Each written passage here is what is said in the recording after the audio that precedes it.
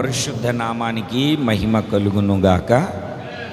యేసయ్య నామములో మీ అందరికీ నా హృదయపూర్వకమైన వందనాలు చెల్లిస్తూ ఉన్నాను. దేవుడు తన ఉచితమైనటువంటి కృపను మనకు నిండుగా మెండుగా అనుగ్రహించాడు. ఆయన సన్నిధిలో నిలబెట్టుకున్నాడు. అందుకు దేవునికే మహిమ కలుగునుగాక. దేవుని ప్రియులారా, రాత్రికాల సమయంలో క్రీస్తు యేసు యొక్క మంచి సైనికుని వలె మనం ఎలా ఉండాలో కొన్ని విషయాలు వాక్యపు లేఖనాల ద్వారా మనము ధ్యానిస్తూ జ్ఞాపకం చేసుకుంటూ వచ్చాము. అలాగే ఈ పునరుద్ధానపు ఆరాధనలో కూడా ప్రభు నా మనస్సులో ఉంచిన మాటను మీకు జ్ఞాపకం చేయడానికి కృపగలిగినటువంటి దేవుడు మనందరికీ సహాయాన్ని దయచేయునుగాక. ప్రభు మనతో మాట్లాడి మనలను బలపరిచి ధైర్యపరిచి నడిపించినట్లుగా రెండు చేతుల పైకెత్తి బిగ్గరగా దేవునికి స్తోత్రాలు చెల్లిద్దామా? బిగ్గరగా స్తోత్రం స్తోత్రం స్తోత్రం స్తోత్రం స్తోత్రం. దీన వృత్తాంతముల 2వ గ్రంథము 20వ అధ్యాయము 15వ వాక్యము. యోధావారలారా, యెరూషలేము కాపురస్తులారా, యెహోషాపాతు రాజా, మీరందరూ ఆలకించుడి. యెహోవా సెలవిచ్చున్నదేమనగా, ఈ గొప్ప సైన్యమునకు మీరు భయపడకుడి, జడియకుడి. ఈ యుద్ధము మీరు కాదు, దేవుడే జరిగించును. ఆ చివరి లైను ఇప్పుడు మీరు గట్టిగా చదవండి. ఈ యుద్ధము మీరు కాదు, దేవుడే జరిగించును. ఆ మాటను మీ పక్కన ఉన్న వాళ్ళతో చెప్పండి. ఈ యుద్ధము మీరు కాదు, దేవుడే జరిగించును. అందరూ చెప్పండి ఒకసారి. పక్క వాళ్ళతో చెప్పండి, నాతో కాదు, నేను మీతో చెప్తున్నాను కదా. ఈ యుద్ధము మీరు కాదు, దేవుడే జరిగించును. 17వ వాక్యాన్ని చూడండి. ఈ యుద్ధములో మీరు పోట్లాడవలసిన అవసరము లేదు. ఈ యుద్ధములో మీరు పోట్లాడవలసిన అవసరం లేదు. మీరు పోట్లాడవలసిన అవసరం లేదు. దేవుని బిడ్డలారా, వాక్యాన్ని జాగ్రత్తగా గమనిస్తే ఎన్నో యుద్ధాలు రాత్రి మనం చెప్పుకుంటూ వచ్చాం. మరలా ఒకసారి జ్ఞాపకం చేస్తాను. మన జీవితమే ఒక యుద్ధం, మన జీవితమే ఒక పోరాటం. యోబు గ్రంథకర్త అంటాడు కదా, యుద్ధ దినాలు. యెషయా గ్రంథకర్త కూడా అంటాడు, ఆమె యుద్ధ దినాలు, యుద్ధ దినాలు. వార్ జోన్లో ఉన్నాం, మనం పోరాడుతూ ఉండాలి, పోరాడుతూ ఉండాలి, పోరాడుతూ ఉండాలి. ఈ ఆధ్యాత్మికమైన జీవితంలో ప్రత్యేకించబడి ప్రభువు కొరకు జీవించడానికి ప్రభువు సన్నిధానానికి వచ్చిన తర్వాత మనకు ఒక ప్రత్యేకమైనటువంటి అనుభవం. ఆత్మ శరీరానికి, శరీరము ఆత్మకు ఒకదానికొకటి విరోధంగా పోరాడుతుంది. దేవుని నమ్ముకున్న తర్వాత ఆత్మ శరీరానికి, శరీరం ఆత్మకు విరోధంగా పోరాడుతుంది. ఆత్మేమో ఆత్మీయ స్థితిలో ఎదగాలంటుంది, శరీరమేమో శరీర కార్యాలు జరిగించాలంటుంది. ఆత్మ ప్రార్థన చేయాలంటుంది, శరీరమేమో నిద్రపోవాలంటుంది. ఆత్మకు ఆహారమై ఉన్నటువంటి వాక్యాన్ని తినాలంటుంది, శరీరమేమో ఇంతసేపు కూర్చోవాలా, ఇంత ముందే వెళ్ళాలా ప్రార్థనకు, ఇంత త్వరగా చేయాలి అని చెప్పేసి ఆత్మ శరీరానికి, శరీరము ఆత్మకు ఒకదానికొకటి వ్యతిరేకంగా, విరోధముగా పోరాడుతూ ఉంటాయి. మన పోరాట పట్టిక, మన పోరాట పటిమ దేవుని బిడ్డలారా ఎంత అని అంటే విజయాన్ని పొందుకునేంత వరకు కొనసాగించాలి. నేను రాత్రి చెప్పాను, సింహము లాంటి ముఖము అని చెప్పి. సింహానికి ఉన్నటువంటి మరొక గుణం ఏమిటంటే, తాను పట్టుకోవాలనుకున్న దాన్ని, ఎరను పట్టుకొని దాన్ని స్వతంత్రించుకునేంత వరకు అది పడుకోదు. అది పోరాడుతూనే ఉంటుంది, అది పరుగులు తీస్తూనే ఉంటుంది. దేవుని సన్నిధానానికి చేరి వచ్చినటువంటి దేవుని బిడ్డలారా, ఈ రోజున ఈ యుద్ధము మీరు చేయనక్కరలేదు. ఈ గొప్ప సైన్యానికి భయపడొద్దు, జడియొద్దు. యుద్ధము మీరు కాదు, దేవుడే జరిగించబోతూ ఉన్నాడు. ఈ యుద్ధములో మీరు పోట్లాడవలసిన అవసరం లేదు. పోట్లాడవలసిన అవసరం లేదు. ఎన్నో యుద్ధాలు, ఆరోగ్య విషయంలో అనారోగ్యంతో యుద్ధాలు, ఆర్థికమైనటువంటి సమస్యలను బట్టి, ఆర్థికమైనటువంటి లోటును బట్టి అప్పులతో యుద్ధాలు, చేతి పని లేక చేతి పని కోసం, ఉద్యోగం లేక ఉద్యోగం కోసం పోరాటం, యుద్ధాలు. ఇలా మనం చెప్పుకుంటూ పోతే అనేకమైనటువంటి యుద్ధాలు.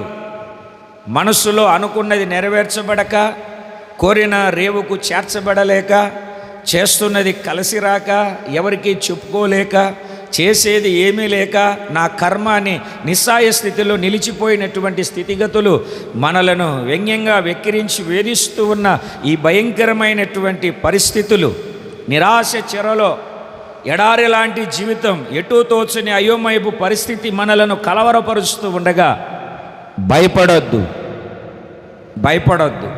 జడియొద్దు.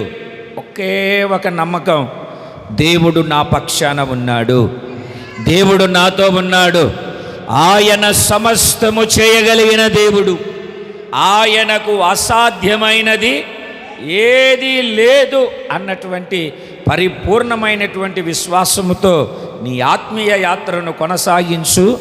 ఈ యుద్ధములో దేవుడు జయాన్ని మీకు కలగజేయబోతూ ఉన్నాడు. విజయ పతాకాన్ని ఎగరవేసే రోజులు దగ్గరలోనే దేవుడు తీసుకొని వచ్చాడు.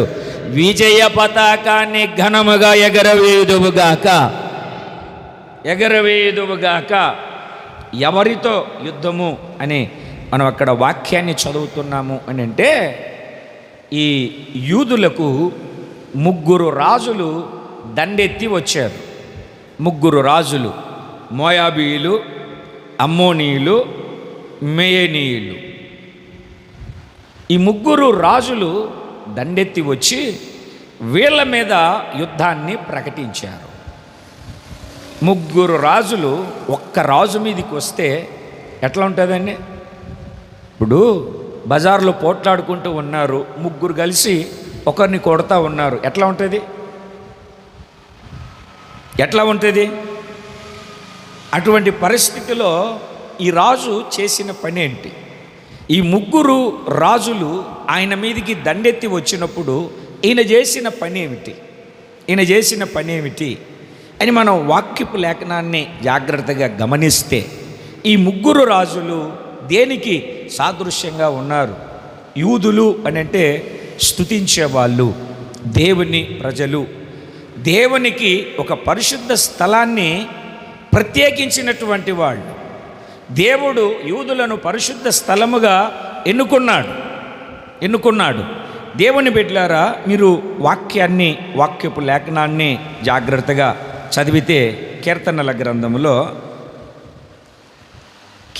గ్రంథంలో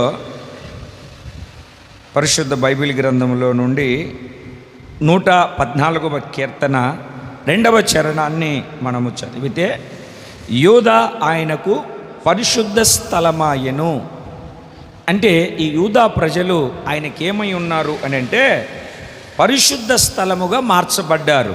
ఆ రోజు ఆ యూదా జనాంగమే కాదు, ఈరోజు మనము కూడా ఎవరైతే యేసు రక్తము ద్వారా కడగబడ్డారో, ఎవరైతే మారు మనస్సు పొంది పశ్చాత్తాపడి పాపములను ఒప్పుకొని విడిచిపెట్టి ఆయన నామములో బాప్తిస్మం తీసుకొని సార్వత్రిక సంఘములో చేర్చబడ్డారో, వాళ్ళందరూ దేవునికి పరిశుద్ధ స్థలముగా తీర్చిదిద్దబడ్డారు, దేవునికి పరిశుద్ధ స్థలముగా ఉన్నారు. ఈ రోజున వాక్యాన్ని ఆలకిస్తున్న దేవుని బిడ్డ, మరి నీవు ఎవరికి నిలయంగా ఉన్నాము? వాక్యం అదే కదా సెలవిచ్చేది. మీరు మీలో నివసించు పరిశుద్ధాత్మకు ఆలయమై ఉన్నారు, మీరు దేవుని నిలయమై ఉన్నారు. మీరు దేవుని నిలయంగా ఉన్నారా? సాతాను సహవాసం కలిగి అపవాది ఇల్లులాగా మార్చబడ్డారా? నిజంగా మీరు దేవుని నిలయమైతే మీ మీదికి శత్రువు దండెత్తి వస్తాడు. రాకుండా ఎందుకుంటాడు? దొంగలు ఏ ఇంట్లో పడతారండి? పూరి గుడిసెలో పడతారా? దొంగలు అడుక్కొని తినేవాడి ఇంట్లో దొంగతనం చేస్తారా? దొంగలు ఏ ఇంట్లో పడతారు? ఎవరి దగ్గర అయితే విలువైన వస్తువులు ఉంటాయో, ఎవరి దగ్గర అయితే విలువైనటువంటి వస్తువులు సమకూర్చబడి ఉంటాయో, ఎవరి దగ్గర అయితే ఘనమైనటువంటి వస్తువులు సమకూర్చబడి ఉంటాయో వాళ్ళ ఇంటికి వచ్చి, వాళ్ళ దగ్గరికి వచ్చి వారిని దొంగిలించడానికి చూస్తారు. ఈ యూదా దేవునికి పరిశుద్ధ స్థలం అయ్యింది. యూదా జనాంగము దేవునికి పరిశుద్ధ స్థలంగా మార్చబడ్డారు. అలాగే ఈ క్రొత్త నిబంధనలో ఆయన రక్తము ద్వారా కడగబడినటువంటి మనము ఆయన నివసించు నిలయముగాను దేవుని ఆలయముగాను మనం మార్చబడ్డాము. ఆ రోజు యూదా మీదికి మోయాబీయులు, అమ్మోనీయులు, మేయనీయులు వచ్చినట్లుగా ఈ రోజున మన మీదికి కూడా ముగ్గురు శత్రువులు దండెత్తి ఎప్పుడు మన ఎదుట నిలిచి ఉంటారు. ఎప్పుడు వాళ్ళు. యోహాను రాసిన మొదటి పత్రిక 2వ అధ్యాయము 16వ వాక్యాన్ని మనము జాగ్రత్తగా చదవగలిగితే, లోకములో ఉన్నదంతయు అనగా శరీరాశయు, నేత్రాశయు, జీవపు డంబమును ఇవి తండ్రి వలన పుట్టినవి కావు. శరీరాశ, నేత్రాశ, జీవపు డంబం. శరీరాశ, నేత్రాశ, జీవపు డంబం. ఆత్మ, శరీరానికి శరీరము, ఆత్మ ఒకదానికొకటి వ్యతిరేకంగా, విరోధంగా పోట్లాడుకుంటూ ఉంటాయి, దెబ్బలాడుకుంటూ ఉంటాయి. దేవుని వాక్కును ఆలకిస్తూ ఉన్నటువంటి దేవుని బిడ్డలారా, లేఖనాన్ని మనము జాగ్రత్తగా గమనిస్తే, వాక్య సందేశాన్ని మనము జాగ్రత్తగా గ్రహించగలిగితే, వినగలిగితే, ఈ రోజున కృప కలిగినటువంటి దేవుడు ప్రతి శరీర క్రియను, ప్రతి నేత్రాశను, ప్రతి జీవపు డంబాన్ని నీ మీద జయాన్ని పొందనీయకుండా నీకు ఒక జయాన్ని కలగజేసి నిన్ను విజయోత్సవాలతో ఆయన జ్ఞానపు యొక్క సువాసన చేత ఊరేగించుటకు శక్తి కలిగినటువంటి దేవుడై ఉన్నాడు మనం ఆరాధిస్తున్న దేవుడు. ఆయన మనకు ఒక జయ జీవితాన్ని, ఒక విజయ పతాకాన్ని ఎగరవేసే కార్యాన్ని దేవుడు జరిగిస్తాడు. ఆ రోజు ఆ ముగ్గురు రాజుల మీద యూదా ప్రజలకు, యెహోషాపాతు రాజుకి ఆయన జయాన్ని కలగజేయడానికి గల కారణం ఏమిటి? ఆయన జయాన్ని ఎందుకు కలగజేశాడు అని అంటే, నేనేం చెప్తాను అని అంటే, వాళ్ళు జయాన్ని పొందుకోవడానికి 4 అనుభవాలు వాళ్ళ జీవితంలో ఉన్నాయి. వాళ్ళు జయ జీవితాన్ని అనుభవించడానికి 4 గుణగణాలు వాళ్ళల్లో దాచబడి ఉన్నాయి. వాళ్ళు జయ జీవితాన్ని పొందుకోవడానికి 4 ఆత్మీయ పాఠాలు పరిశుద్ధాత్ముడు ఈ రోజున మనతో మాట్లాడబోతూ ఉన్నాడు.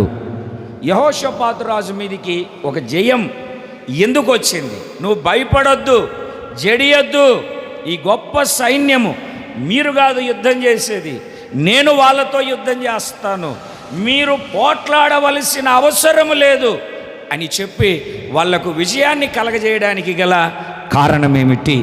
వాక్యపు లేఖనాన్ని ఒక్కొక్కటిగా మనము ధ్యానిస్తే, మొట్టమొదటి అనుభవం ఒక 4 విషయాలు చెప్తానన్నాను కదా. ఏమిటి ఆ 4 విషయాలు అని అంటే, వీళ్ళు జయ జీవితాన్ని పొందుకోవడానికి నిలిచి ఉండే అనుభవం, నిలిచి ఉన్నటువంటి వాళ్ళ జీవితంలో జరిగే కార్యము. వాళ్ళు నిలిచి ఉన్నారు. ఎక్కడ నిలిచి ఉన్నారు? వాళ్ళు నిలిచి ఉన్నటువంటి అనుభవం ఏమిటి? పరిశుద్ధ బైబిల్ గ్రంథంలో దీనవృత్తాంతముల 2వ గ్రంథం. ఈరోజు మన ధ్యానం అంతా ఈ దీనవృత్తాంతముల 2వ గ్రంథము 20వ అధ్యాయంలోనే ఉంటుంది. దీనవృత్తాంతముల 2వ గ్రంథము 20వ అధ్యాయము 5వ వాక్యాన్ని మీరు చదువుతారు. యెహోషాపాతు యెహోవా మందిరములో క్రొత్త శాల ఎదుట సమాజముగా కూడిన యోదా యెరూషలేముల జనుల మధ్య నిలవబడి. మరలా ఒక్కసారి ఆ మాటను చదువుతారు.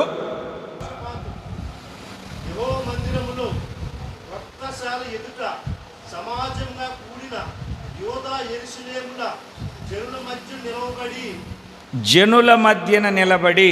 ఇప్పుడు కాస్త తలలు పైకెత్తితే కొన్ని విషయాలు చెప్తాను నేను. నిలబడ్డాడండి. ఇప్పుడు వాస్తవానికి నీ మీద కూడా ఆ ముగ్గురు రాజులు దండెత్తి వచ్చారనుకోండి, ఒకవైపు రోగాలు, మరొక వైపు అప్పులోళ్ళు, ఇంకొక వైపు సమస్యలు ఉన్నాయనుకోండి, మనం ఏం చేస్తాం? అప్పుడు కొంపకు తాళం వేసి ఎక్కడికో చోటికి పారిపోతాం. అవునా కాదండి? ఇక్కడ చూడండి, వాక్యాన్ని గమనిస్తే శత్రువులు ముగ్గురు రాజులు దండెత్తి వస్తే ఆ ముగ్గురు రాజులు కయ్యానికి కాలు దువ్వి యుద్ధం ప్రకటిస్తే నిలబడ్డాడు ఈయన. ఎక్కడ నిలబడ్డాడు అని అంటే మందిరంలో. ఎక్కడ నిలబడ్డాడంటే మందిరంలో నిలబడ్డాడు. ఎక్కడ నిలబడ్డాడు అని అంటే సమాజము మధ్యలో నిలబడ్డాడు. ఈరోజున చాలామంది జీవితాలలో ఆధ్యాత్మికంగా కానీ ఆర్థికంగా కానీ ఏమిటండి పరిశుద్ధతలో కానీ ప్రార్థనలో కానీ పడిపోవడానికి ఓడిపోవడానికి కారణం ఏమిటంటే ఇండిపెండెంట్ మైండ్, ఓన్ డిసిషన్, సొంత నిర్ణయాలు, సొంత ఆలోచనలు, సొంత ప్రయత్నాలు. యెహోషాపాతు అలా చేయలే.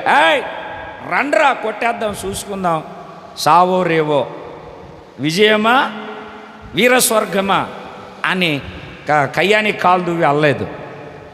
ఏం చేశాడంటే యూదా ప్రజలను అందరినీ దేవుని మందిరం దగ్గర పోగు చేశాడు. యూదా ప్రజలను అందరినీ దేవుని మందిరం దగ్గరికి పోగు చేశాడు. పోగు చేసి ఆ సమాజముతో కూడా ఈయన నిలబడ్డాడు. ఆ సమాజముతో కూడా ఈయన నిలబడ్డాడు. దేవుని మాటలు వాళ్ళకి ఇస్తున్నటువంటి దేవుని బిడ్డలారా, చాలామంది జీవితాలలో ఈ అనుభవం ఉండదు. ఈ అనుభవం మనకు నేర్పుతూ ఉన్నటువంటి పాఠం, ఆధ్యాత్మికమైన సందేశం ఏంటో తెలుసా? సమాజము మధ్యలో నిలబడ్డాడు అంటే మనకు ఒక సహవాసం ఉండాలి. ఏముండాలి? కొంచెం గట్టిగా నోరు తెరిచి చెబుదా. అది చిన్నదో పెద్దదో ముందుదో వెనకిదో కాదు, ఒక సహవాసం ఉండాలి. ఏ సహవాసం ఉండాలి?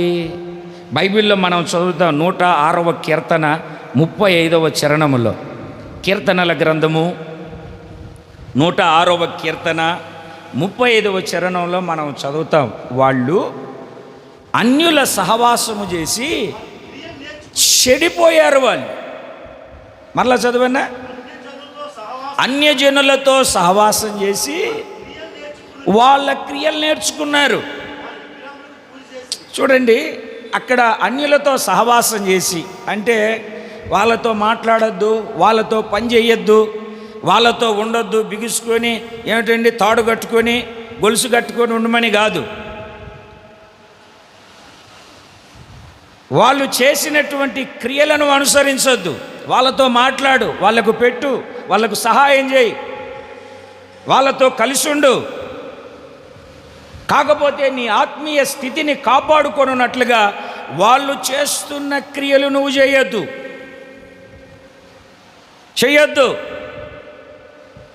మనం వేరు, లోకం వేరు.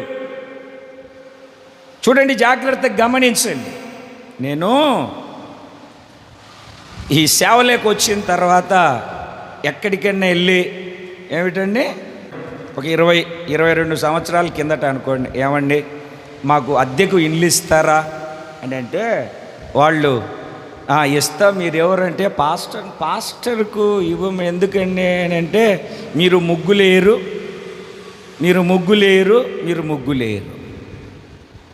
నిజమే, మనము లోకములో లోకస్తుల్లాగా ఉండం కదా, ఉంటామండి, ఉండం కదా. మనం ప్రత్యేకంగా ఉంటాం. నేను నా చిన్నప్పుడు ముగ్గులు వేయడం అంటే చాలా ఇష్టం. ఆ పుస్తకంలో ముగ్గులను చూసి నేర్చుకొని సంక్రాంతి పండుగ ఇంటి నిండా పెట్టేవాడిని. తెల్లవారి లేచిన తర్వాత మా అమ్మ ఆ ముగ్గు మీద నీళ్లు పోసేది. ఎందుకో తెలుసా? మా అమ్మ చేతబడి చేస్తుంది. చేతబడి చేసే దగ్గర వేస్తామరా ముగ్గులు, ఇంటి దగ్గర కాదురా వేసుకునేదని తిట్టేది నన్ను. దేవుని మాటను వాళ్ళకిస్తూ ఉన్నటువంటి దేవుని బిడ్డలారా జాగ్రత్తగా గమని. చాలామంది క్రైస్తవులు కొంతమంది ఉన్నారు, ఈ ఇల్లు తొడవండి, వాకిలి తొడవండి, అలకండి, చక్కగా అలంకరించుకోనండి. దేవుని మాటను వాళ్ళకిస్తూ ఉన్నటువంటి దేవుని బిడ్డలారా వాక్యపు లేఖనాన్ని జాగ్రత్తగా గమనిస్తే అన్యజనులతో సహవాసం చేసి వాళ్ళ క్రియలు నేర్చుకొని చెడిపోయారు వీళ్ళు, పాడైపోయారు, పతనమైపోయారు వీళ్ళు. ఈరోజున నీ సహవాసం పరిశుద్ధులతో ఉండాలి. నీ సహవాసం పరిశుద్ధుల సమూహంలో చేర్చబడినదై ఉండాలి. దేవుని మాటను వాళ్ళకిస్తున్నటువంటి దేవుని బిడ్డలారా, ఆ యుద్ధం రాజులు వచ్చిన వెంటనే తన సొంత నిర్ణయం తీసుకోకుండా, సొంత ఆలోచన చేయకుండా ఆయన చేసినటువంటి ప్రాముఖ్యమైనటువంటి పని ఏమిటంటే, ప్రాముఖ్యమైనటువంటి అనుభవం ఏమిటి అంటే, యూదా ప్రజలను అందరినీ దేవుని మందిరములో యెరూషలేములో ఆయన పోగు చేశాడు. పోగు చేసి ఆ సమాజముతో కూడా నిలబడ్డాడు. ఈ రోజున మనం అది చేయట్లేదు, అట్టి అనుభవం లేదు. అప్పులు ఎక్కువయ్యాయి అనుకోండి, పని దొరకలేదు అనుకోండి, కలవరాల మధ్యలో ఉన్నామనుకోండి, రోగాల మధ్యలో ఉన్నామనుకోండి, వాక్యం ఏం చెప్తుంది? ఎవరైనా రోగి అయి ఉంటే సంఘ పెద్దలను పిలిపించి నూనె రాసి ప్రార్థన చేయించు అని వాక్యం చెప్తుంది. మీరు ఆ పని చేస్తున్నారా? మీకు ఏదన్నా సమస్యలు, ఇబ్బందులు, మీ వలన అవని కఠినమైనటువంటి స్థితిగతులు ఏవైనా ఉన్నప్పుడు సంఘాన్ని పిలిపించుకొని ఉపవాస ప్రార్థన పెట్టి ఏంటంటే వస్తే భోజనాలు పెట్టాలని. ఏమండి, ఇక్కడ ఉన్న మీరంతా భోజనాలకు కక్కుర్తి పడే వాళ్ళ? నేను చెప్పే మాటలు వినరేంటండి? ఇక్కడున్న మీరంతా భోజనాలకు కక్కుర్తి పడే వాళ్ళ? పిలిస్తే వెళ్ళి ప్రార్థన చేయలేమా? మాట్లాడరేంటండి? ప్రార్థన చేయలేమా? ఏమన్నా పెట్టాలా? మన మంచినీళ్ళు మనమే తెచ్చుకుందాం, తప్పేముంది? ఒక బాటిల్లో మంచినీళ్ళు తీసుకొని వెళ్ళిపోదాం. ఎవరన్నా ప్రార్థన ఉంది మా ఇంట్లోకి రండి అంటే మీరు కూడా ప్రార్థన పెట్టించుకోవడానికి చికెన్ బిర్యానీ పెట్టాలేమో, భోజనాలు పెట్టాలేమో. అర్థమైందండి? ఇవి కాదు సహవాసం అంటే. దేవుని రాజ్యము భోజనము పానము కాదు, నీతి సమాధానము పరిశుద్ధాత్మయందలి ఆనందమై ఉన్నది. ఇది సహవాసం అంటే. ఏమో ఈ గొలవాన్ తిప్పలో ఎవరిని కదిలించిన ప్రార్థన అంటే భోజనాలు పెట్టాలి కదండి, భోజనాలు పెట్టాలి కదండి, భోజనాలు పెట్టాలి కదండి. ఇంట్లో లేదా భోజనం? పిలుచుకుంటున్నాం కదండి.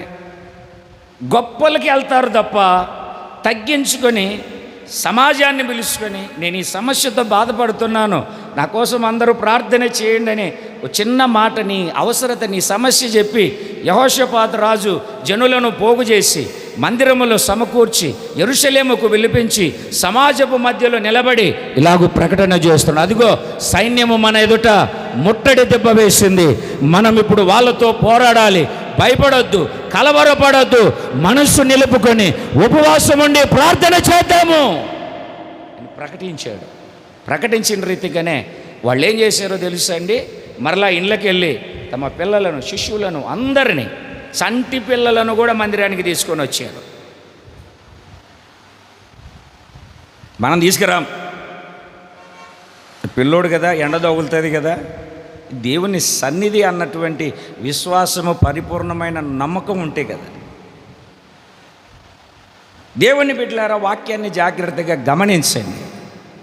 నువ్వు యుద్ధం చేయవలసిన అవసరం లేదు, నువ్వు పోట్లాడవలసిన అవసరం లేదు, భయపడొద్దు, జడియదు. ఈ యుద్ధం మీరు కాదు, దేవుడే జరిగించాలి.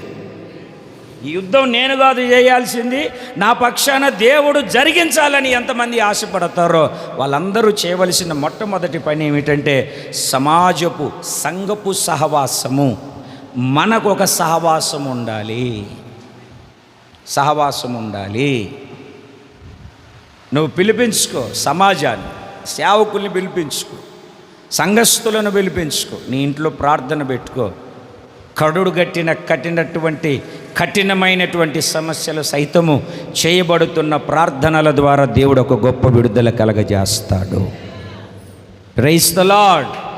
చెబుదామంటే ఒకసారి గట్టిగా, నేను భోజనాలు పెట్టలేదు, నేను ఎగ్గు పప్పు లేదు, నేను టీ లేదు, ఇట్లాంటి పనికిమాలిన మాటలు శరీర సంబంధులు మాట్లాడతారు, ఆత్మ సంబంధులు మాట్లాడరు. దేవుని పరిశుద్ధ నామానికి మహిమ కలుగును గాక. నేను దేవుని నమ్ముకున్న కొత్తలో ఇంట్లో ఉపవాస ప్రార్థన పెట్టేవాడిని. మీకు విచిత్రమైన సంగతి చెప్పాలంటే పాస్టర్ గారికి భోజనం కూడా పెట్టని రోజులు ఉన్నాయి. నాకు వచ్చిన వాళ్లకు మంచినీళ్ళు తప్ప కనీసము టీ ఇవ్వడానికి కూడా లేని పరిస్థితుల్లో కూడా ఇట్లాంటి ప్రార్థన కూడికల ద్వారా దేవునితో గొప్ప కార్యాలు నేను అనుభవించిన పరిస్థితి నా జీవితంలో నాకు తెలుసు. అందుకే నేనేం చెప్తాను అని అంటే, యెహోషాపాతు రాజును గురించి ఈరోజు పరిశుద్ధాత్ముడు మనతో మాట్లాడుతున్న సందేశం ఏమిటంటే మనకు సహవాసం ఉండాలి. హెబ్రీ పత్రిక 10వ అధ్యాయము 24వ వాక్యాన్ని జాగ్రత్తగా మనము వాక్యపు లేఖనాన్ని చదవగలిగితే ఓ చక్కటి మాట, కొందరు మానుకొనుచున్నట్టుగా సమాజముగా కూడుట మానక ఒకరినొకరు హెచ్చరించుకొనుచు యేసయ్య రాకడ దినము సమీపించుట మీరు చూచిన కొలది మరీ ఎక్కువగా అలాగ చేయండి. ఎక్కువ కూడుకొనండి, ఎక్కువ ప్రార్థనలు చేయండి, ఎక్కువగా సమాజముగా సమకూర్చబడండి. మీకు ఒక ఐక్యత కావాలి. ఒకరినొకరు పురిగొల్పండి, ఒకరినొకరు హెచ్చరించండి. హలో, ప్రార్థన చేసావమ్మా? హలో బ్రదర్, దేవుని సన్నిధికి వచ్చావా? వాక్యం చదివావా? హలో, ఈరోజు ఎన్ని అధ్యాయాలు చదివావు? ఎంత చదివావు? ఫోన్ చేసి, హలో నీకు తెలుసా ఈ విషయము? వాడు ఇట్టంట, ఈడట్టంట, ఆడు పోయాడంట, ఈ సినిమాకు కలెక్షన్ బాగా వచ్చిందంట, ఆ హీరో పెళ్ళాన్ని వదిలిపెట్టి రెండో పెళ్లి చేసుకొని మూడో పెళ్లి కూడా రెడీ అయిపోయాడంట. ఏమి హెచ్చరించుకోవాలి మనం? ఏమి హెచ్చరిక చేయాలి మనం? నీ ఆధ్యాత్మిక స్థితి ఎలాగుంది? హలో బ్రదర్, ఎందుకో దేవుడు నాకు ప్రేరేపించాడు, నువ్వేదో సమస్య చేత బాధపడుతున్నావు. ఆ మాట చెప్పిన వెంటనే నువ్వు ప్రార్థనలో కనిపెట్టి నీ సహోదరుడి కోసం, సహోదరి కోసం, లేదా నా కోసం ప్రార్థన చేస్తూ ఉంటే ఏం జరుగుతుందో తెలుసా? దేవుడు ఎవరికో ఒకరికి ఆ ప్రత్యక్షతను బయలుపరుస్తాడు. నువ్వు అతనితో మాట్లాడినప్పుడు పనికిమాలిన మాటలు కాదు, దైవ సంబంధమైన మాటలు. నీ మధ్య ప్రార్థన హెచ్చరిస్తే 2-3 సార్లు ఫోన్ చేసినప్పుడు నీకన్నా భయపడి కనీసం గంట కాకపోయినా ఒక 5 నిమిషాలన్నా ప్రార్థన చేసుకోవడానికి బ్రదర్ మోకరించి ప్రార్థన చేసుకుందాం, కళ్ళు మూసుకు ప్రార్థన చేసుకుందాం అని ఒకరితొకరు హెచ్చరిక చేసుకుంటూ ఆ ప్రార్థన చేసుకునే అనుభవం ఈ సమాజముగా కూడుకున్న తర్వాత ఎట్లాగండి? అర్జెంటుగా రావడం ఏమిటండి? ఆటోలు దొరకవు అన్నట్టుగా ఏమిటండి? పరిగెత్తి ప్రార్థన ఆమేన్ అని కళ్ళు తెరిచి చూసే లోపల తుపాకీ గండుకు కూడా దొరకకుండా వెళ్ళిపోవడం కాదు. కూర్చొని ఒకరినొకరు హెచ్చరించుకొని ఒకరినొకరు మాట్లాడుకొని, ఏంటి బ్రదర్ నీ సమస్య ఏంటి బ్రదర్, నాకు ఈ విషయం కోసం నేను నలుగుతున్నాను, కాస్త నా కోసం అన్ని విషయాలు చెప్పొద్దు. మరలా అర్థమైందండి? అన్ని విషయాలు చెప్పొద్దు, కొన్ని మాత్రమే, చెప్పగలిగినవి మాత్రమే ఒకరినొకరు మాట్లాడుకొని హెచ్చరించుకొని, ఈరోజు ఈ వారం ఎన్ని అధ్యాయాలు చదివావు, ఈ వారం ఎంత ప్రార్థన చేసావు, ఎవరికన్నా సువార్త చెప్పావా, లేకుంటే ఇట్లా ఒకరినొకరు హెచ్చరించుకుని పురిగొల్పుకుంటూ ఆధ్యాత్మికమైన జీవితంలో ముందుకు కొనసాగించబడాలి. దేవునికి స్తోత్రం కలుగును గాక. చెప్పాలి, రెండు చేతులు పైకెత్తి సంతోషముగా. అపోస్తుల కార్యముల గ్రంథము 2వ అధ్యాయము 42వ వాక్యాన్ని మనము జాగ్రత్తగా వాక్యపు లేఖనాన్ని చదివితే, చదువుతారా నన్ను చదువుకోమంటారా? అపోస్తుల బోధయందు, సహవాసమందును, రొట్టె విరుచుట యందును, ప్రార్థన యందును ఎడతెగక ఉండిరి. సహవాసం. దేవునికి స్తోత్రం కలుగునుగాక. సంఘ సహవాసం, అపోస్తులతో సహవాసం, సేవకులతో సహవాసం, పరిశుద్ధులతో సహవాసం. ఒక సహవాసము కలిగి, సహవాస సంబంధము కలిగి, ఆత్మ సంబంధమైన సహవాసము కలిగినటువంటి వారమై ఒకరినొకరు సహవాసంలో పురిగొల్పుకుంటూ, హెచ్చరించుకుంటూ, దేవుని ఘనమైన నామానికి మహిమ కలుగునుగాక. చెప్పాలి, రెండు చేతులు పైకెత్తి సంతోషంగా. ఏం కలిగి ఉండాలండి? అన్యోన్య సహవాసము కలిగి. నిజంగా యేసు రక్తముతో కడగబడితే అన్యోన్య సహవాసము గలవారమై మనం ఉంటాం. అన్యోన్య సహవాసము గలవారమై మనం ఉంటాము రక్తంతో కడగబడి ఉంటే. యేసయ్య రక్తము కడగబడలేదనుకో వేరుగా ఉంటాం. నాకు యేసయ్య రక్తంతో కడగబడ్డాను, నువ్వు యేసయ్యతో రక్తంతో కడగబడినప్పుడు ఒకరినొకరు భుజాల మీద భుజాలు చేసుకొని నడవలేమా? స్నేహితులమైతే మాట్లాడరేంటండి? అదే నేను బురదలో మునిగిపోయేవాడు, మంచి బట్టలు అప్పుడే స్నానం చేసి వచ్చేయడానికి వాడు నా భుజం మీద చేయేస్తాడా? మేమిద్దరము కడగబడి ఇద్దరము స్నానాలు చేసి ఉంటే అన్యోన్య సహవాసంతో ఉంటామా ఉండమా? అదే నేను బురదలో పడెళ్ళి ఆ బ్రదర్ అంటే అంటాడా అనరా? ఇప్పుడు మనకేముండాలి? మాట్లాడట్లేదు. ఏముండాలి? అన్యోన్య సహవాసము. అన్యోన్య సహవాసము కలవారమై మనము నడిపించబడాలి. రెండు చేతులు పైకెత్తి సంతోషంగా దేవునికి స్తోత్రం చెబుదాం, బిగ్గరగా చెబుదాం. హల్లెలూయా. ఏ సహవాసం కలిగి ఉండాలండి? అన్యోన్య సహవాసం గలవారమై ఉండాలి. మొదట ఈయన సమాజముతో సహవాసం కలిగి ఉన్నాడు. సమాజము మధ్య నిలవబడి. దీనవృత్తాంతముల గ్రంథము 2వ గ్రంథము 20వ అధ్యాయము 5వ వాక్యము, సమాజముగా కూడి జనుల మధ్యన నిలబడి ఏం చేశాడండి? జనుల మధ్యలో నిలవబడి. మనం ఎక్కడ నిలబడుతున్నాం? ఒకసారి ఆలోచన చేయండి. రెండవ విషయాన్ని చెప్తాను, మీరు చదువుతారు. అదే దీనవృత్తాంతముల 2వ గ్రంథం 20వ అధ్యాయం 13వ వాక్యాన్ని మనం చదువుదాం. యోధావారందరూ తన్మ శిష్యువులతోనూ భార్యలతోనూ పిల్లలతోనూ యెహోవా సన్నిధిని నిలవబడిరి. మరలా ఒక్కసారి ఎవరండి? కొంచెం గట్టిగా చెప్పాలి. మనం ఎవరు? యోధావారంటే ఏం చెప్పాను నేను? ఆయనకు పరిశుద్ధ స్థలముగా మార్చబడిన వాళ్ళు. మనము కూడా దేవునికి నివాస స్థలముగా, పరిశుద్ధ ఆలయముగా, పరిశుద్ధాత్మకు ఆలయముగా ఉన్నాం. మనము కూడా యోధావారమే. రోమాపత్రికలో చక్కగా ఉంటుంది. ఏమిటండి? బయట కనబడినంత మాత్రాన యూదుడు అనేవాడు యూదుడు కాదు, హృదయమందు సున్నతి చేయబడిన వాడే యూదుడని చక్కగా రాసి ఉంటుంది. సందర్భం కాదు కనుక నేను ముందుకు వెళ్తున్నాను. చదువు, మరలా చదువు. ఎవరండి? యూదావారందరూ. ఎవరితో? శిష్యువులంటే ఈ మాట్లాడట్లేదండి. శిష్యువు పాలు తాగే పిల్లలు అని అర్థం. శిష్యువు అంటే పాలు తాగే పిల్లలు. శిష్యువులతోనూ, ఎవరితో అండి? భార్యలతోనూ. ఎవరితో అండి? శిష్యువులేంటి? పిల్లలేంటి?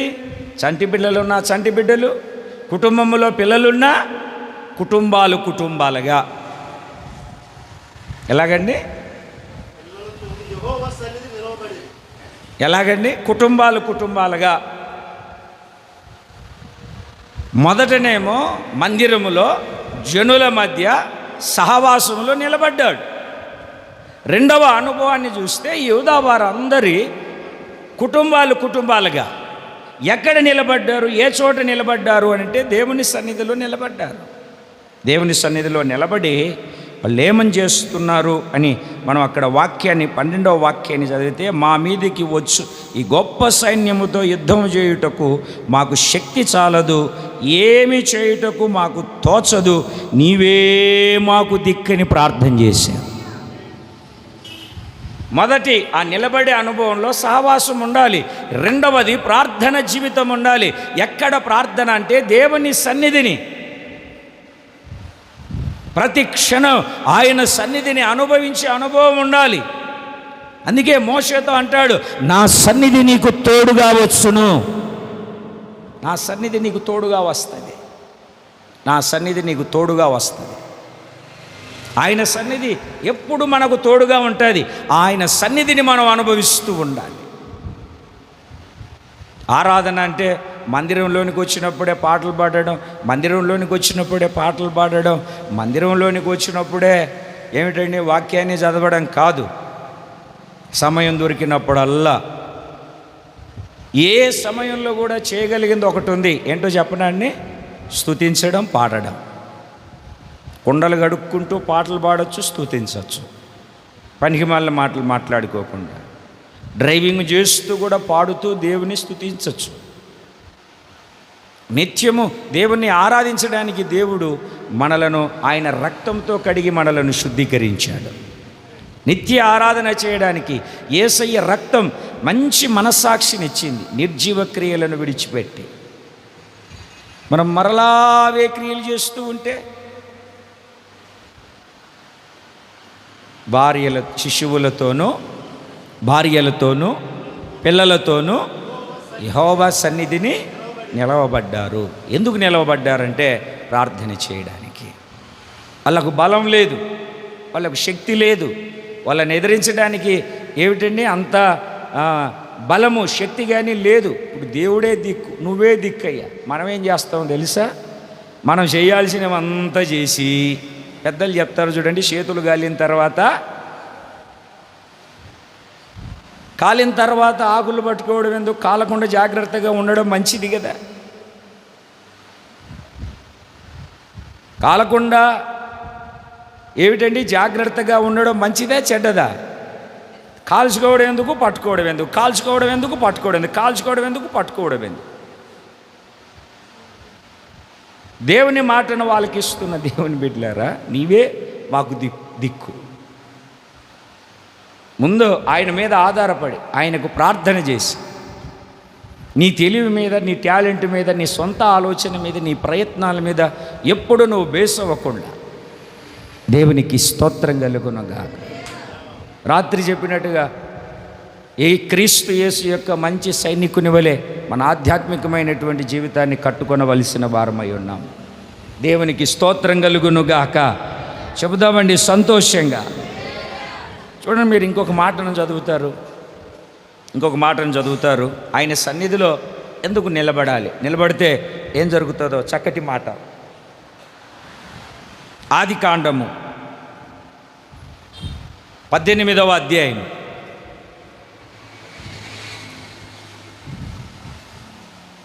22వ వాక్యం. ఆ మనుష్యులు అక్కడ నుండి తిరిగి సొదొమ వైపు వెళ్ళిరి. అబ్రహాము ఇంకా యెహోవా సన్నిధిని నిలుచుండెను. మరలా ఒకసారి, అబ్రహాము ఇంకా ఉన్నాడా, వెళ్ళిపోయాడా? చెప్పరేంటండి? మరి మనము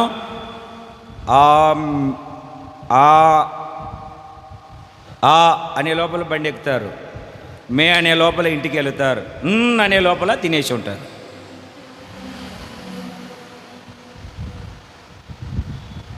దొరకరు, ఇంకెవరికి దొరకరు. దొరికితే ఏ పని చెప్తారు అని. మీరు కాదులేండి, నేను ఇంతకుముందు సేవ చేసిన చోట కనీసం ఒక 300 మంది పైనే ఉండేవాళ్ళు. ఫలాని వ్యక్తికి ఒక పని చెప్దాము అని, ప్రార్థన చేసుకుందామని కళ్ళు తెరిచే లోపల ఉండడు. వాళ్ళకి అంత తెలివి ఉంటే నాకెంత వేసేవాడు, రే కూర్చో నీతో పని ఉందని చెప్పేవాడిని. అర్థమైందండి? ఆ మెయిన్ అనే లోపల పారిపోవడం కాదు. ఇంకా చదవండి చదవండి చదవండి. ఇంకా సార్ చదవండి. ఇంకా యెహోవా సన్నిధిని ఎందుకు నిల్చున్నాడు? యెహోవా సన్నిధిని ఎందుకు నిల్చున్నాడు? యెహోవా సన్నిధిని మీరు తలల పైకి ఎత్తితే కదా నేను చెప్పేది. అబ్రహాము యెహోవా సన్నిధిలో నిలుచున్నాడు. ఎందుకు నిలుచున్నాడు? యెహోవా సన్నిధిని నిలిచి ఉండడానికి గల కారణం ఏమిటి? దేవుని బిడ్డలారా, దేవుని సన్నిధిలో నిలిచి ఉంటే జరిగే కార్యం ఏమిటంటే, మీరు అక్కడ పై వాక్యాలు జాగ్రత్తగా చదువుతారు. అబ్రహాము వీళ్ళను సాగిలపడి వాళ్ళను ఇంటికి తీసుకొని వెళ్ళి కాళ్ళకు నీళ్ళు ఇచ్చి భోజనానికి అన్నీ రెడీ చేసి సిద్ధం చేసి, అర్థమైందా అండి? భోజనానికి అన్నీ రెడీ చేసి వాళ్ళ ఎదుట పెట్టి అక్కడ చేతులు కట్టుకొని నిలబడుకున్నారు. భోంచేసిన తర్వాత వాళ్ళు చెప్పారు, వచ్చే సంవత్సరం నీకు దేవుడు మగబిడ్డను దయచేయబోతూ ఉన్నాడు. దేవునికి స్తోత్రం కలుగునుగాక. అప్పుడు శారమ్మ నవ్వుకుంది. 18వ అధ్యాయం 14వ వాక్యాన్ని చదవండి. యెహోవాకు అసాధ్యమైనది. ఇప్పుడు తలలు పైకెత్తండి. నువ్వు ఇంకా దేవుని సన్నిధిలో నిలిచి ఉంటే, దేవుని సన్నిధిలో నిలిచి ఉండే వాళ్లకు అసాధ్యమైన ప్రతి కార్యం కూడా దేవుడు సాధ్యపరుస్తాడు. రాత్రి మనం చెప్పుకున్నాం, 100 సంవత్సరాల వయసు పిల్లలు పుట్టరు, 90 సంవత్సరాల వయస్సు పిల్లలు కలగరు, స్త్రీధర్మం ఆగిపోయింది. ఎలా కలుగుతారు సంతానం? దేవునికి అసాధ్యమైనది. వాగ్దానం చేసిన దేవుడు వాగ్దానాన్ని నెరవేర్చుటకు శక్తిమంతుడు, సమర్థుడు అని రూఢిగా విశ్వసించి విశ్వాసము వలన బలం పొందుకున్నాడు, బలహీనుడు కాక అబ్రహాము. అందుకే అబ్రహాము జీవితంలో 100 సంవత్సరాల వయసులో కూడా దేవుడు సంతానాన్ని కలగజేశాడు. అసాధ్యం అది. శారీరకంగా మానవ రీతిగా ఆలోచన చేస్తే అది సాధ్యమా? 100 సంవత్సరాల వయసులో ఎవరికైనా సంతానం కలిగిందా? మాట్లాడరేంటండి? కలగదు. దేవుడు కలగజేస్తే రాళ్ళు కూడా కేకలు వేయగలుగుతాయి. ఆయనకు సమస్తము సాధ్యం. నువ్వు దేవుని సన్నిధిలో నిలిచి ఉన్నప్పుడు, ఇంకా దేవుని సన్నిధిలో నిలిచి ఉంటే నీ జీవితంలో కూడా దేవుడు అసాధ్యమైన ప్రతి కార్యాన్ని సాధ్యపరుస్తాడు. 2 చేతులు పైకెత్తి గట్టిగా దేవునికి స్తోత్రం చెబుదాం. ఇంకా దేవుని సన్నిధిలో నిలిచి ఉన్నాడు. 17వ వాక్యాన్ని చదవండి. అప్పుడు యెహోవా, నేను చేయబోవు కార్యము అబ్రహాముకు దాస్తానా? నేను చేసే ఏ కార్యమైనా అబ్రహాముకు దాస్తానా? కాస్త తలలు పైకెత్తి నన్ను చూడండి. ఏం చెప్తున్నాడు దేవుడు? నేను ఎందుకు వచ్చానో తెలుసా? ఆ సొదొమ గొమొర్రా పట్టణాన్ని తగలబెట్టడానికి వచ్చాను.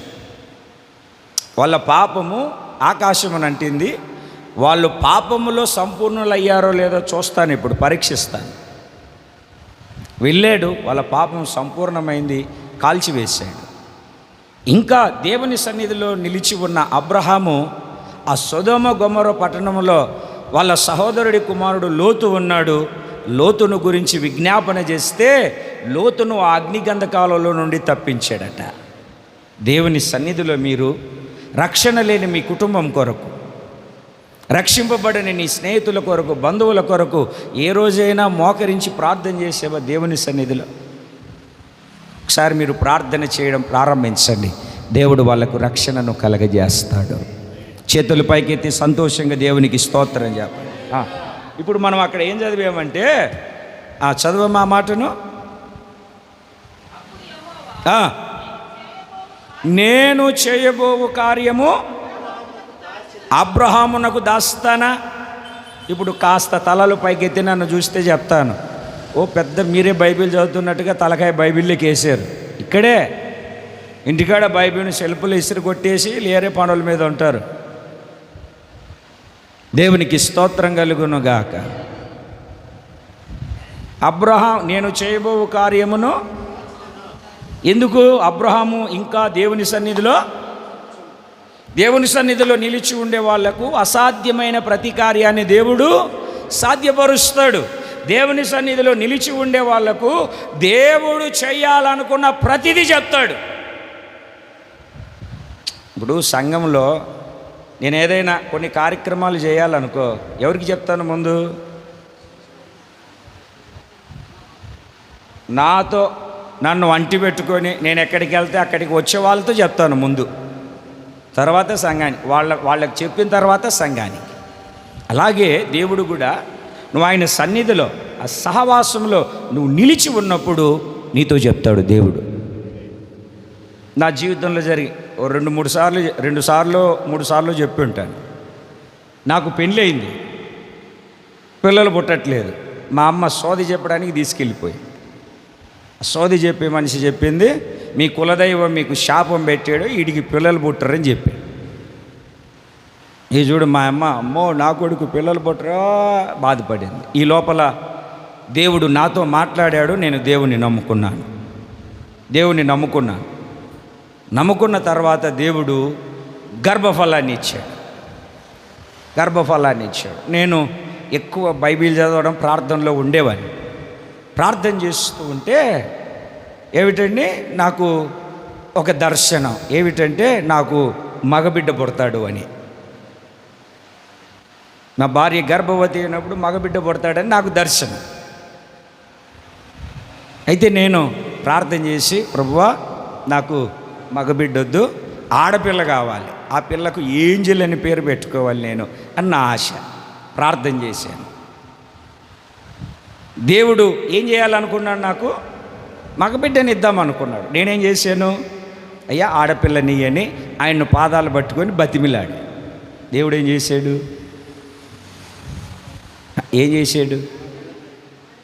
చూసారా? మా అమ్మాయిని చూసారా మీరు? నాకు ఆడబిడ్డ మగబిడ్డ ముందు మాట్లాడరు ఏంటండి మీరు? ఇది నిజమా? ఏడు కొత్తోడు విచిత్రంగా చెప్తున్నాడు అన్నట్టుగా చూస్తున్నారు మీరు. ఆడబిడ్డని ఇచ్చాడు. తర్వాత సేవలోకి వెళ్ళాను.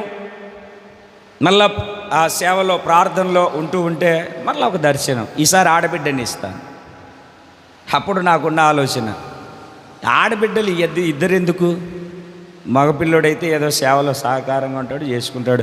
ఈసారి మగబిడ్డని ఇయ్యా అని అన్నట్టుగానే. ఏమిటండి, 3వ నెలలో 4వ నెలలో గర్భంలో ఉన్నప్పుడు పాస్టమ్మ గారిని ఇంటి దగ్గర వదిలి సేవకి వెళ్ళిపోయాను. మరలా మగబిడ్డ పుట్టి 4 నెలలు దాటి 5వ నెల పడేంత వరకు వాళ్ళ ముఖం కూడా చూడలేదు నేను. అర్థమైందండి? వదిలేసి వెళ్ళిపోయాను. తినిందా లేదా, బతికిందా సచ్చిందా, ఈ సెల్ ఫోన్లు కూడా లేవు అప్పుడు. ఎప్పుడో ల్యాండ్ లైన్ ఎవరికో చేస్తే వాళ్ళు 2 రోజులకి ఇచ్చేవాళ్ళు. ఎస్టీడీ ₹2 ఎస్టీడీ, రూపాయి అయితే లోకల్ డబ్బా ఫోన్లు. దేవునికి స్తోత్రం కలుగునుగా. మాకు టెస్ట్ అక్కడ ఎన్ని ఫోన్లు చేస్తున్నారు, ఎవరికి చేస్తున్నారు, ఏ నంబర్కు చేశారని అక్కడ ఆ క్యాంపస్లో రాసుకునేవాళ్ళు. సాక్ష్యం పోతుంది ఎందుకని ఫోన్లు కూడా చేసేవాడిని కాదు. ఫోన్ చేస్తే చెప్పారు మగబిడ్డ పుట్టాడని. వెళ్ళి వెంటనే అక్కకు చెప్పాను. ఫోన్ చేసిన తర్వాత, అక్క కొడుకు పుట్టాడన్న. అక్క చెప్పింది, ఇంకా చాలు నాయన ఆపరేషన్ చేయించుకో, ఇంకా తర్వాత బిడ్డలు వద్దులే, మీ రాయలసీమ వాళ్ళు పుట్టినంత పుట్టించుకుంటూ ఉంటారని. దేవునికి స్తోత్రం కలుగునుగాక. అక్క మా వాళ్ళు విగ్రహారాధికులు కదా, ఏదో ఒక పేరు పెట్టి పిలిచేస్తారు, ఒక పేరు పెట్టే అక్క. ఆ పాల్ సునాథ్ ఆ పేరే చెప్పాను. దేవునికి స్తోత్రం కలుగునక. నేను ఎందుకు ఈ మాటను మీకు చెప్తున్నానంటే, దేవుడు చేయబోయేది తన సన్నిధిలో గడిపే వాళ్లకు, తన సన్నిధిలో నిలిచే వాళ్లకు చెప్తాడా చెప్పడా? మీకు చెప్పడేమో కానీ నాకు చెప్తాడు. ఆయన సన్నిధిలో నిలవాలి. మనం నిలుచున్నాను అనుకున్నవాడు పడిపోకుండా జాగ్రత్త పడాలి. నిలుచున్నానని చెప్పుకొని భ్రమపడద్దు. ఆయన సన్నిధిలో నిలుచుంటే దేవుని బిడ్డలారా, ఒకటి అసాధ్యమైన కార్యాలు సాధ్యపరుస్తాడు. రెండవది ఆయన చేయాలనుకున్నది ఖచ్చితంగా వాళ్లకు తెలియపరుస్తాడు. Praise the lord. చెప్పాలి గట్టిగా, హల్లెలూయా. ఆయన సన్నిధిలో నిలిచి ఉండాలి. మనం ఎలా నిలిచి ఉండాలి ఆయన సన్నిధిలో? ద్వితీయోపదేశకాండం. ఆయన సన్నిధిలో ఎలా నిలిచి ఉండాలి? ద్వితీయోపదేశకాండం 26వ అధ్యాయం 2వ వాక్యం నుండి చదవడం మొదలు పెట్టండి. నీ దేవుడైన యెహోవా నీకిచ్చుచున్న నీ భూమిలో నుండి నీవు కూర్చుకొను భూఫలములన్నిటిలోనూ ప్రథమ ఫలములను తీసుకొని గంపలో ఉంచి, నీ దేవుడైన యెహోవా తన నామమునకు మందిరమును ఏర్పరచుకొని స్థనమునకు వెళ్ళి ఆ దినములలో నుండి యాజకుని యొద్దకు పోయి, యెహోవా మన పితరులకిచ్చెదనని ప్రమాణము చేసిన దేశమునకు నేను వచ్చి ఉన్న సంగతి నేడు నీ దేవుడైన యెహోవా సన్నిధిని ఒప్పుకొనుచున్నానని చెప్పెను. చేతులు పైకెత్తి ఒకసారి గట్టిగా దేవునికి స్తోత్రం చెప్పండి. 11వ వాక్యాన్ని కూడా ఒకసారి చదవండి. నీ దేవుడైన యెహోవా సన్నిధిని నువ్వు గంపను ఎత్తుకొని వచ్చావే, ఆ గంపలో ప్రథమ ఫలములు, ఆ గంపలో దశమ భాగములు, ఆ గంపలో అర్పణములు. ఏ సేవకుడైతే సేవ చేస్తూ ఉన్నాడో ఆ పరిచర్యలో, ఆ మందిరములో, ఆ సేవకుని ఎదుట ఆ గంపను పెట్టి, నీ దేవుడైన యెహోవా సన్నిధిని నమస్కారము చేసి, ఒకటి గంపను పెట్టి, రెండవది నమస్కారము చేసి, నీకును నీ ఇంటి వారికిని నీ దేవుడైన యెహోవా దయచేసిన మేలంతటి విషయంలో నీవును లేవీయులను నీ దేశములో ఉన్న పరదేశులను సంతోషింపవలెను. చేతుల పైకి ఎత్తి గట్టిగా దేవునికి స్తోత్రం చెప్పాలి. ఏం చేయాలంటే దేవుని సన్నిధిలో నిలబడి, ఒకటి దశమ భాగాలు కానీ ప్రథమ ఫలాలు కానీ, ఏమిటండి ధర్మశాస్త్ర ప్రకారం దశమ భాగాలు కానీ ప్రథమ ఫలాలు కానీ గంపలో పెట్టుకొని, దేంట్లో పెట్టుకోనండి? ఇప్పుడు ధాన్యం దేంతో తెస్తారు? దేంతో తెస్తారు? నీకు సంచులు ఉన్నాయి. ఇప్పుడు 10 రూపాయల సంచులు బోల్డ్ తీసుకొస్తావు. సంచులే కాదు, గంపలో. అప్పుడు గంపలో పెట్టుకొని ప్రథమ ఫలాలు కానీ దశమ భాగాలు కానీ గంపలో పెట్టుకొని దేవుని సన్నిధికి వచ్చి అప్పుడు చెప్పాలి. నమస్కారం చేసి అంటే ఆరాధన చేసి ఆ అర్పణను ఆయన సన్నిధిలో పెట్టి చెప్పాలి, నువ్వు దేవుడు గత దినాలంతా వాగ్దానం చేసినట్టుగా నన్ను కాపాడాడు, సంరక్షించాడు, ఆయన సన్నిధికి నన్ను క్షేమంగా తీసుకొచ్చాడని. ఇక్కడ నువ్వు దేవుని సన్నిధిలో చేయాల్సినటువంటి ప్రాముఖ్యమైనటువంటి పని ఏమిటంటే, నమస్కరించి అంటే ఆరాధన చేయడం. రెండవది నువ్వు సాక్ష్యము చెప్పడం. ఏం చెప్పడం అండి? సాక్ష్యము చెప్పడం. అర్థమైందండి? సాక్ష్యం చెప్పమంటే అర్థమైందండి? చెప్పి పాత డోలే కొట్టి పగలగొట్టడం కాదు. ఈ వారంలో దేవుడు నీ పట్ల చేసిన అద్భుతం, నీ పట్ల చేసిన కార్యం స్వీట్గా, స్మూత్గా, అనేకుల హృదయాలను, విశ్వాసాన్ని పురిగొల్పేటట్లుగా సాక్ష్యం చెప్పడం. మూడవది, నీవు ఇవ్వవలసిన అర్పణ ఆయన సన్నిధిలో అర్పించడం. అది ప్రథమ ఫలము కానీ దశమ భాగము కానీ. లేవీయులకు చెప్పినటువంటి అనుభవం అది, దేవుని సన్నిధిలో చేయాల్సిన అనుభవం. దేవునికి స్తోత్రం కలుగునుగాక. చెప్పాలండి ఒకసారి గట్టిగా, సంతోషంగా చెప్పాలండి. అది దేవుని సన్నిధిలో. అందుకే మనం కాదు, దేవుడు యుద్ధం చేయాలంటే మొదట సహవాసం ఉండాలి, రెండవది సన్నిధిని అనుభవించాలి. మూడో విషయాన్ని చెప్తాను.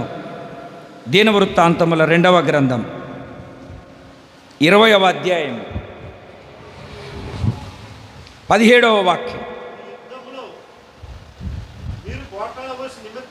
పోట్లాడవలసిన నిమిత్తము లేదు, యోధావారులారా, యెరూషలేము వారలారా, మీరు యుద్ధ పంక్తులు తీర్చి నిలవబడుడి. మీతో కూడానున్న యెహోవా దయచేయు రక్షణను మీరు చూచెదరు. భయపడకుడి, జడియకుడి, రేపు వారి మీదికి పోవుడి, యెహోవా మీతో కూడా ఉంటాడు. దేవునికి స్తోత్రం కలుగునుగాక.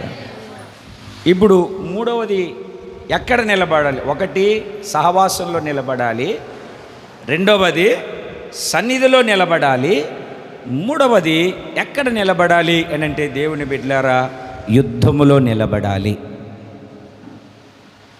ఎక్కడ నిలబడాలండి? రాత్రి చెప్పాను కదా, వాళ్ళ ముఖాలు ఎలాగున్నాయంట? సింహపు ముఖాలు. సింహం ఏమి నేర్పింది మనకు రాత్రి? ధైర్యం. ఏవేలి గ్రంథంలో ఏం చదివాను? బలహీనుడు ఏమనుకోవాలి? కండ లేకపోయినా, గుండె లేకపోయినా అందరం లెగాలి, కొట్టనవసరం లేదు. 120 కేజీలు, 6.5 అడుగులు ఎత్తు, కూర్చొనుండు, అట్లాగనే కూర్చొనుండు. కుక్కలు వచ్చినా ఏమనకుండా, కదలకుండా, మెదలకుండా ఉండు. కుక్క ఇంట్లోకి దొరబడి చేయాల్సిందంతా చేస్తుంది. ఒంట్లో పిరికెడు, కండ లేకపోయినా సరే, ఆ కుక్క వచ్చేవాడు అని అన్నావు అనుకోండి, అరుపుకే పారిపోద్ది. శబ్దం ఉండాలి. అదే చెప్తాడు, బలహీనుడు అనుకోవాలి నేను బలాఢ్యుణ్ణి. యుద్ధంలో నిలబడాలి అంతే. ఓ చేత్తో డాలు, ఓ చేత్తో కడ్డి, శిరస్రావణం, మైమరుపు, ఏమిటండి దట్టి, అర్థమైందండి, పాదరక్షలు, ఈటే, కత్తి అన్నీ పట్టుకొని, అన్నీ పట్టుకొని ఊరికి నిలబడుకోవాలి అంతే. వాడు వచ్చి అంటే నువ్వు కూడా అనాలి. వాడిని చూసి చూడకముందే వణుకుతూ బెదరకూడదు, ధైర్యంగా ఉండాలి. అందుకే చెప్పాడు, మీ కర్రులను ఖడ్గములాగా మార్చండి, మీ పోట కత్తులను ఈటెలుగా మార్చండి. కర్రులు ఖడ్గములాగాను, పోట కత్తులు ఈటెల్లాగా మార్చాలంటే కొలిమి దగ్గరికి రావాలి. ఆయన కొలిమి యెరూషలేములో ఉంది, సీయోనులో అగ్ని ఉంది. దేవునికి స్తోత్రం కలుగునుగాక. చెబుదామండి ఒకసారి గట్టిగా, హల్లెలూయా. ఏం చేయాలి? చెప్పరేంటండి? యుద్ధంలో నిలబడాలి. నిన్న చదివిన వాక్యాన్ని చదువుదాం. తిమోతికి రాసిన పత్రిక, రెండవ పత్రిక, మొదటి పత్రిక, రెండవ పత్రిక, 2వ అధ్యాయం 3వ వాక్యాన్ని చదవండి. క్రీస్తు యేసు యొక్క మంచి సైనికుని వలె, అది పోరాడాలి, యుద్ధంలో పోరాడాలి. క్రీస్తు యేసు, క్రీస్తు అంటే అభిషక్తుడు, యేసు అంటే రక్షకుడు. అభిషక్తుడైనటువంటి రక్షకుని సైనికుని వలె ఆయన సైన్యములో మనము నిలిచి ఉండాలి. యుద్ధం చేయని అవసరం లేదు, పోట్లాడని అవసరం లేదు. కత్తి, కర్ర, బరిసె, బాకు అన్నీ పెట్టుకొని అంటే చాలిక. బలహీనుడు ఏమనుకోవాలండి? బలహీనుడు నేను చేయలేనేమో, నేను ఇయ్యలేనేమో, నేను వెళ్ళలేనేమో, నేను బాగా భయపడుతూ ఉన్నావు అనుకోండి, ఇంకా భ్రమపడతావు, ఇంకా కురింగిపోతావు. సాతాను పట్టి పీడించి చెరలోనికి ఈడ్చుకొని వెళ్ళిపోతాడు. దేవునికి స్తోత్రం కలుగునుగాక. కొంచెం గట్టిగా చెప్పచ్చు, సంతోషంగా కూడా చెప్పచ్చు, ఆర్భాటంగా కూడా చెప్పచ్చు. చేతులు పైకెత్తి కూడా సంతోషంగా చెప్పచ్చు. బలహీనుడు ఏమనుకోవాలండి? నేను బలాఢ్యుని, నేను జయించగలుగుతాను ఒక ధైర్యం. అందుకే మీరు బలహీనులు కాక ధైర్యం వహించుడి, మీ కార్యము సఫలమగును, విఫలం అవ్వదు. ధైర్యంగా ఉంటే చాలు, యుద్ధంలో నిలబడితే చాలు. ఆ యుద్ధ రణరంగంలో విజయబేరిని దేవుడు మోగిస్తాడు, విజయ పతాకాన్ని మీకు అనుగ్రహిస్తాడు. దేవునికి స్తోత్రం కలుగునగా. ఒకటి సమాజంలో నిలబడాలి, రెండవది దేవుని సన్నిధిలో నిలబడాలి, మూడవది యుద్ధంలో. ఏ పరిచర్య ఉన్నా, ఏ పని ఉన్నా, అర్థమైందా అండి? ఊరికే నిలబడు చాలు. చేసేటోళ్ళు చేస్తుంటారు, నీ వంతు వచ్చినప్పుడు నువ్వు చేయి, సరిపోద్ది. నాకెందుకులే అనుకుంటే అంతా అందరిబందరైపోద్ది. దేవునికి స్తోత్రం కలుగునుగాక. ఇంకొక విషయాన్ని చెప్పి నేను ముగిస్తాను. పరిశుద్ధ బైబిల్ గ్రంథంలో నుండి, ఇదే దీనవృత్తాంతముల 2వ గ్రంథం 20వ అధ్యాయము 19వ వాక్యం. కహాతీయుల సంతతి వారును కోరాహీయుల సంతతి వారునగు లేవీయులు నిలవబడి గొప్ప శబ్దముతో ఇశ్రాయేలీయుల దేవుడైన యెహోవాను స్తుతించిరి. దేవునికి స్తోత్రం కలుగును. నిన్ను స్తుతించకుండా నేనుండలేను, నిన్ను స్తుతించకుండా నేనుండలేను. ఎందుకు అంటే, మీరు నిలబడి చేయవలసిన 4వ కార్యం, 4వ పని ఏమిటి అంటే, మీరు దేవుని స్తుతించాలి. ఏం చేయాలండి? ఎలా సచ్చోడు సప్పట్లు కొట్టినట్టు కాదు. ఏంటండి? సచ్చోడు అరిచినట్టు కాదు, జీవం లేనోడు అరిచినట్టు కాదు, బలం లేనోడు అరిచినట్టు కాదు. చెప్పండి ఒకసారి గొప్ప శబ్దంతో దేవునికి స్తోత్రం చెప్పండి. హల్లెలూయా, మరలా హల్లెలూయా, మళ్ళా హల్లెలూయా. ఎన్నిసార్లు చెప్పండి ఒకసారి గట్టిగా దేవునికి స్తోత్రం అని గట్టిగా చెప్పండి. నిజంగా చెప్పు, గుండె మీద చేసుకొని దేవుని సన్నిధిలో గొప్పగా చెప్పావా, ఆర్భాటంగా చెప్పావా? చెప్పకపోతే ఏమనుకుంటారో అని ఎట్లా చేశారంటే వీళ్ళు దేవునికి స్తోత్రము. ఏం శబ్దం అన్నా వచ్చిందా? మళ్ళీ చెప్పండి ఒకసారి.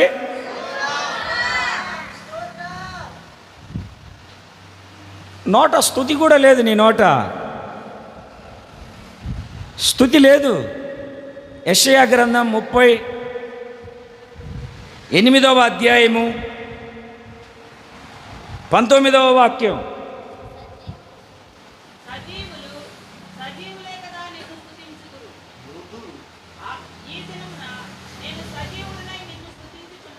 నేను సజీవుడనై నిన్ను. చూడండి, వాక్యాన్ని జాగ్రత్తగా గమనిస్తే సజీవులే కదా నిన్ను స్తుతించేది. ఈ మాట హిజ్కియా చెప్తూ ఉన్నాడు. ఎందుకో తెలుసా? మరణకరమైన రోగం వచ్చింది. ప్రవక్త వచ్చి చెప్పాడు, నువ్వు మరణం అవుతావని. గోడ తట్టు తిరిగాడు, ఒక వచనం ప్రార్థన చేశాడు. వెంటనే నడిమిషాల వచ్చి నువ్వు చస్తావు, ఇల్లు చక్కబెట్టుకో అని ప్రకటించిన ప్రవక్త నడిమిషాల దాటక మునిపే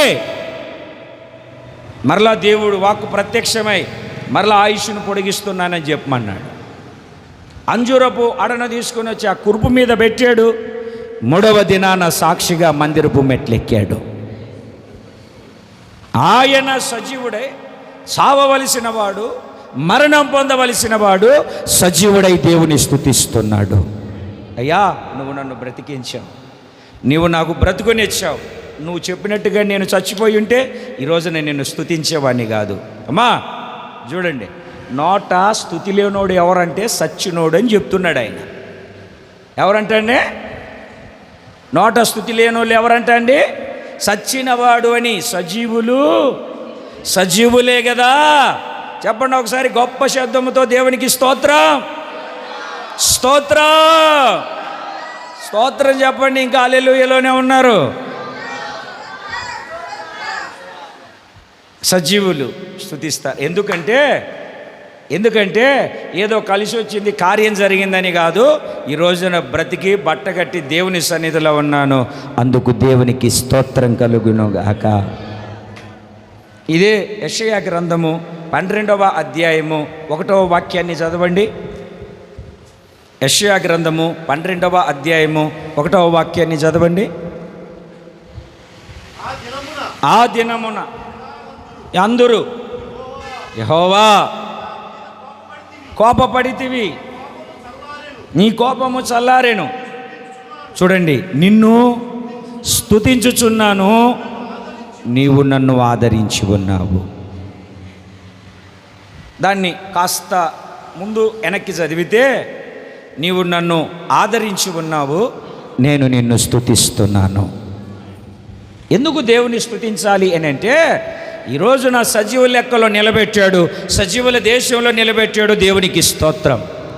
రెండవది, ఎందుకు ఆయనను మనము స్తుతించాలి అని వాక్యపు లేఖనము సెలవిస్తుందంటే, ఆయన మనలను ఆదరించాడు, ఆయన మనలను ఓదార్చాడు.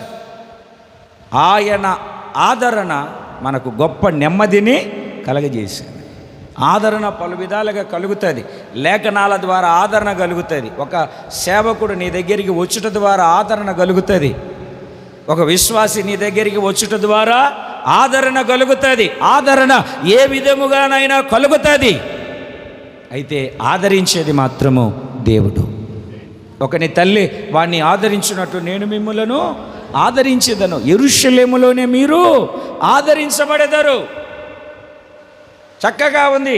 మోకాళ్ళ మీద మీరు ఆడించబడెదరు. పిల్లోని ఎత్తుకున్నామండి, అడు అని సంఖలో ఉండట్లేదు, అప్పుడు ఎట్లా ఆడిస్తామని? మోకాళ్ళ మీద పెట్టుకొని మోకాళ్ళ మీద ఊపుతూ ఆడిస్తాం. తెలియదనుకుంటా పాపం, మీకు మర్చిపోయి ఉంటారు. అమ్మా ఎట్లా ఆడిస్తాము? అవునా కాదండి? ఆడ ఎక్కి ఆడబడ పట్టుకొని పొడటికి కాలు పెట్టుకొని టిట్టిట్ట ఊపి ఆడిస్తారు, లేకుంటే ఆడిస్తారు. తల్లి ఆ రకంగా అంటే ఆయన కొట్టదు, తిట్టదు, చంటిబిడ్డ కదా, ఎత్తుకుంటుంది, సంకలో పెట్టుకుంటుంది, చేత్త పట్టుకుంటుంది, ఉండడాడు. అప్పుడు మోకాళ్ళ మీద పెట్టుకొని పట్టుకొని ఆడిస్తుంది, ఏదో ఒక రకంగా ఆదరిస్తుంది. దేవునికి స్తోత్రం కలుగును గాక. చెప్పాలండి ఒకసారి గట్టిగా హల్లెలూయా. ఇంకొక మాటను జ్ఞాపకం చేస్తాను. ఎందుకు స్తుతించాలి మనం? ఒకటి, బ్రతుకునిచ్చాడు, ఈరోజు ఇచ్చాడు, నిన్నటి వారం. రెండవది, ఆదరించాడు, అందుకు స్తుతించాలి మనం. మూడవది చెప్తాను, చదవండి మీరు పరిశుద్ధ బైబిల్ గ్రంథంలో 149వ కీర్తన.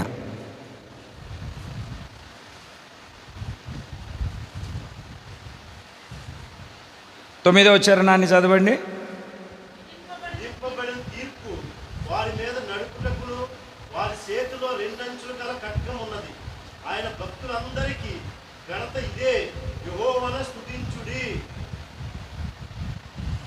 మరలా ఆ వాక్యాన్ని జాగ్రత్తగా చదివితే నేను చెప్తాను, జాగ్రత్తగా గమనించండి.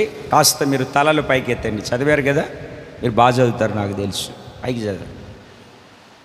అక్కడ దేవుని స్తుతించండి అని చెప్తున్నాడు. ఎందుకంటే చూడు, తలలు పైకి ఎత్తమన్నాను నేను, అందుకే మళ్ళీ తలలు దించుతారు, తలలు పైకి ఎత్తండి. ఎందుకు దేవుని మనం స్తుతించాలంటే, అక్కడ భక్తులకి రెండంచుల ఖడ్గాన్ని దేవుడిచ్చాడు.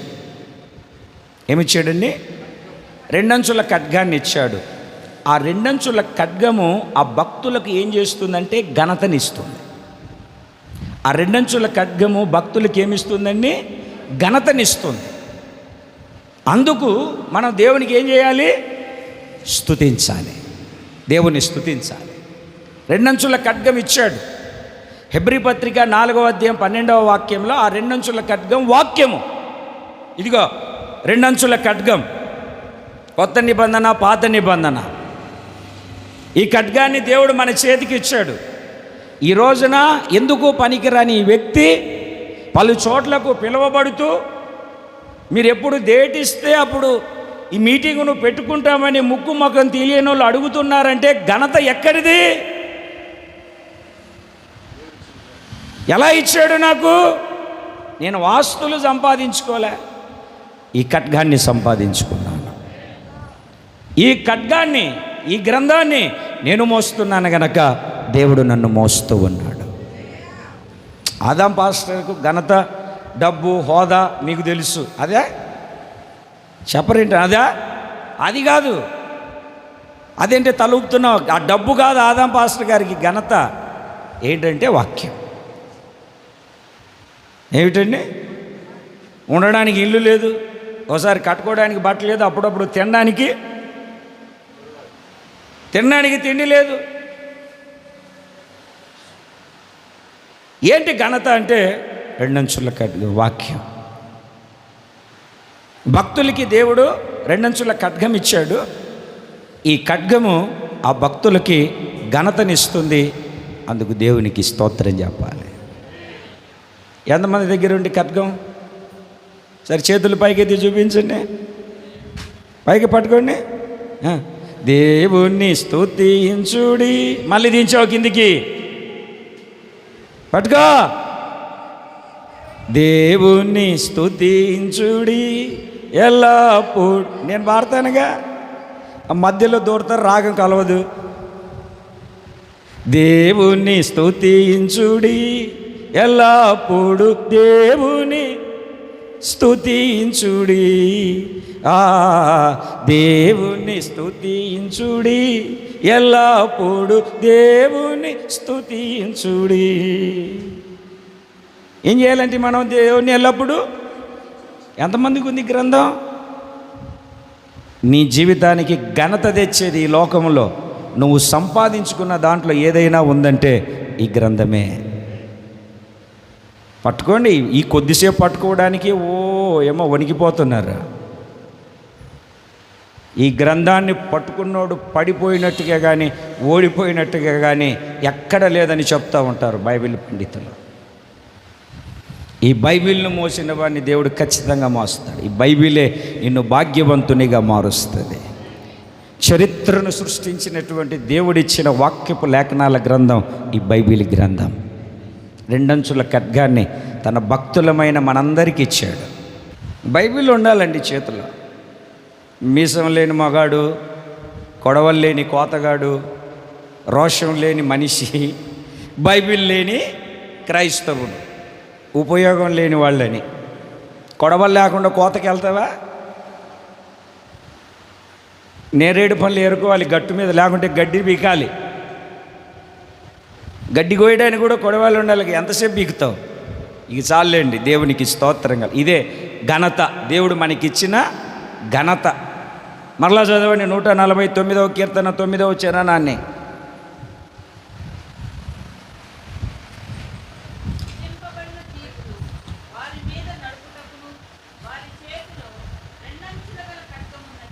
రెండంచుల గల ఖడ్గం ఉన్నది వాళ్ళ చేతిలో. ఆయన భక్తులందరికీ ఘనత ఇదే.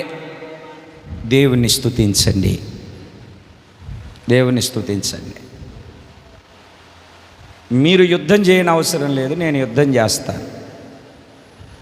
మీ పక్షాన యెహోవా యుద్ధం జరిగించబోతున్నాడు. ఎప్పుడు దేవుడు మన పక్షాన యుద్ధం జరిగిస్తారంటే నువ్వు 4 చోట్ల నిలబడాలి. ఒకటి సహవాసంలో, రెండవది దేవుని సన్నిధిలో, మూడవది యుద్ధములో, నాలుగవది ఆయనను స్తుతించే విషయంలో నిలబడాలి.